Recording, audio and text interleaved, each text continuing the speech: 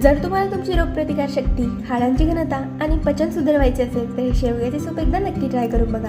त्यासाठी सर्वात आधी आपले एक कुकर घ्यायचं आहे. त्यात शेवगा घालायचे, शेवग्याचे आपल्याला साल काढायचे. त्यानंतर थोडासा कांदा, टोमॅटो, मिरची, पुदिना आणि चवीनुसार मीठ घालायचं आहे आणि थोडंसं पाणी घालून कुकरच्या 3 शिट्ट्या लावून घ्यायचं. त्यानंतर या उकडलेल्या शेवग्यांना आपल्याला थंड करायचं आहे आणि एका मिक्सरमध्ये घालायचं आहे. त्यानंतर याला आपल्याला ग्राइंड करून घ्यायचं आहे.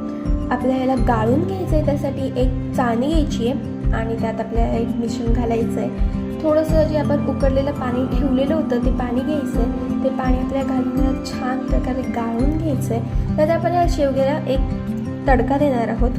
त्यासाठी एक पातेलं घ्यायचं आहे. त्यात थोडंसं 2 चमचे तेल, थोडंसं जिरं आणि जे आपण बनवलेलं मिश्रण आहे ते घालायचं आहे. त्याला आपल्याला 15 ते 20 मिनिटासाठी उकळू द्यायचं. ते एकदम घट्ट होईल. त्यानंतर आपलं शेवग्याचं सूप रेडी आहे. हे शेवग्याचे सूप खूप छान आहे आपल्या हाडांसाठी. माझी तिचा ॲक्सिडेंट झाला तेव्हा मी तिला हे सूप दररोज बनवून द्यायची आणि आज तिचं पाय खूप चांगलं आहे. तर तुम्हाला माझी रेसिपी आवडली असेल तर लाईक, शेअर आणि सबस्क्राईब करायला विसरू नका आणि तुमच्या पेशंटला एकदा तरी बनवून द्या.